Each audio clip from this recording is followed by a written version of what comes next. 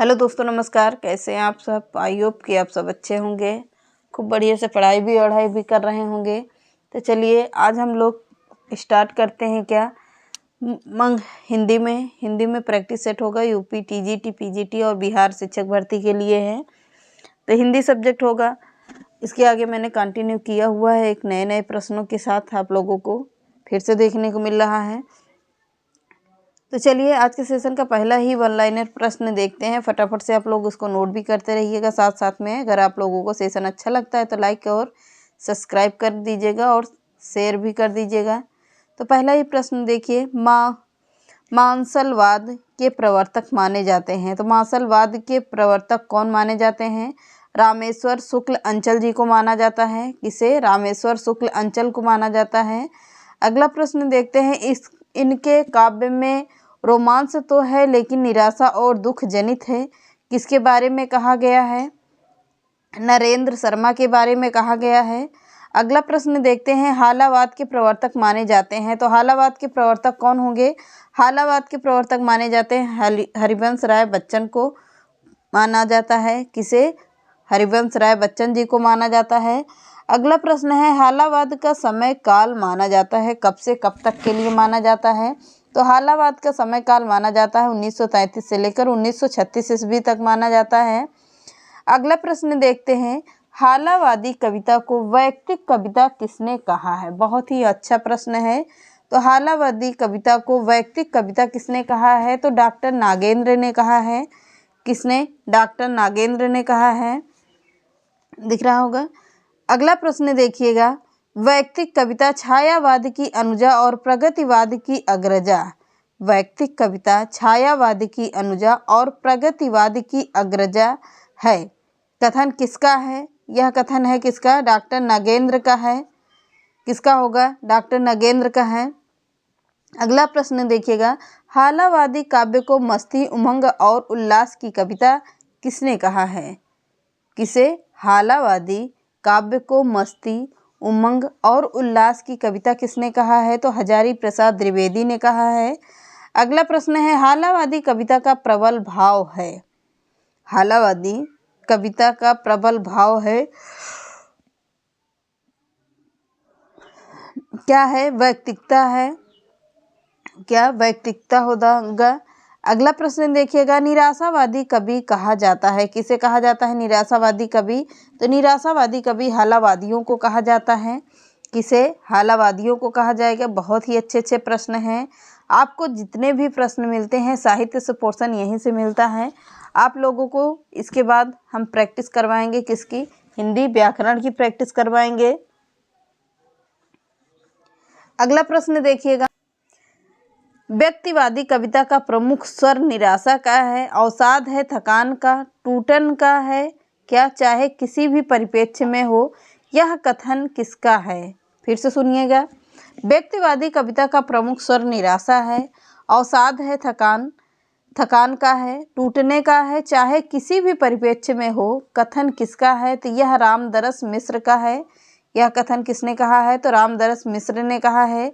अगला प्रश्न देखते हैं,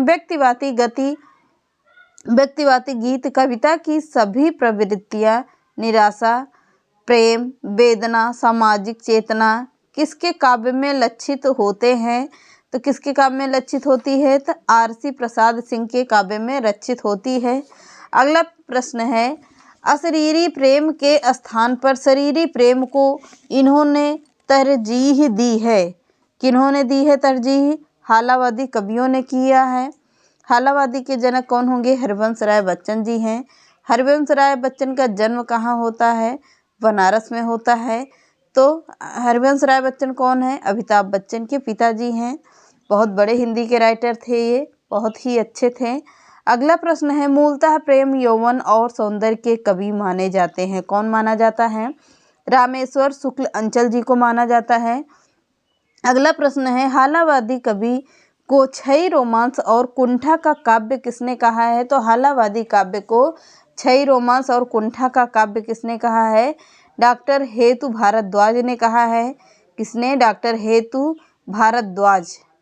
अगला प्रश्न देखते हैं, हालावाद प्रचलित कब से हुआ है? तो हालावाद प्रचलित कब से हुआ है? बच्चन की मधुशाला से हुआ है। कब से? बच्चन की मधुशाला से हुआ है। अगला प्रश्न देखते हैं, किसकी रचनाओं में आत्मसंदेह और मृत्यु भय की भावना सर्वाधिक पाई जाती है? तो किसकी रचनाओं में पाई जाती है? हरिवंश राय बच्चन की रचनाओं में सबसे ज़्यादा मृत्यु भय और भावना की सर्वाधिक आत्मदेह, यानी कि आत्मदेह का मतलब होता है अपने शरीर को त्यागना, आत्मदेह का होगा अर्थ, सर्वाधिक पाई जाती है हरिवंश राय बच्चन की रचनाओं में पाई जाती है। अगला प्रश्न है, बच्चन की रचना त्रय में शामिल है किसमें? यानी कि जो त्रिपिटक है किसका? बौद्ध धर्म का एक ग्रंथ है त्रिपिटक, किसका है? महात्मा बुद्ध के बारे में लिखा गया है, जिसे कहते हैं कुंजी, यानी कि उसी के बारे में ये त्रय है क्या? तीनों रचनाओं को शामिल कर किया गया है त्रय। मधुशाला, मधुबाला और मधुकलश किसकी रचना है? हरिवंश राय बच्चन जी की रचना है, इम्पॉर्टेंट है। प्रथम सूफी प्रेमाख्यानक काव्य माना जाता है, किसे माना जाता है? चंदायन को माना जाता है। अगला प्रश्न है, वरकरी संप्रदाय के प्रवर्तक हैं। वरकरी संप्रदाय के प्रवर्तक कौन हैं? ज्ञानदेव हैं। कौन होंगे? ज्ञानदेव के माना जाता है। अगला प्रश्न देखते हैं, किसको अवधि का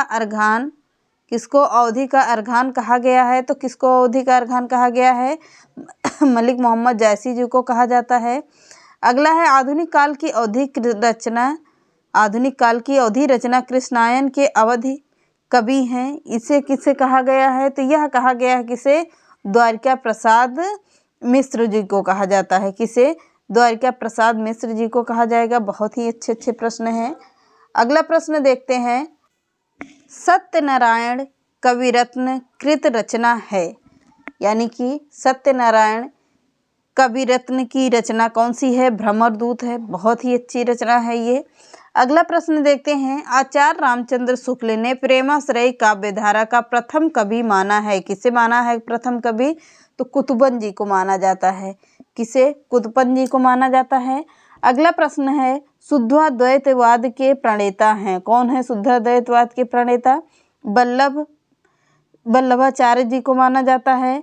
अगला प्रश्न है, वल्लभाचार्य के मत को शुद्धाद्वैतवाद कहने का कारण क्या था? इन्होंने शंकर के अद्वैतवाद को शुद्ध किया था, इसीलिए इन्हें शुद्धाद्वैत नाम का नामकरण किया गया, यानी कि इनका नाम दिया गया। अगला है, सूफी रचना अनुराग बांसुरी के रचनाकार हैं।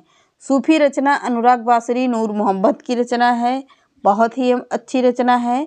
अगला प्रश्न देखते हैं, भक्ति काल के प्रसिद्ध रीति निरूपक ग्रंथ रास पंचाध्याय के लेखक हैं।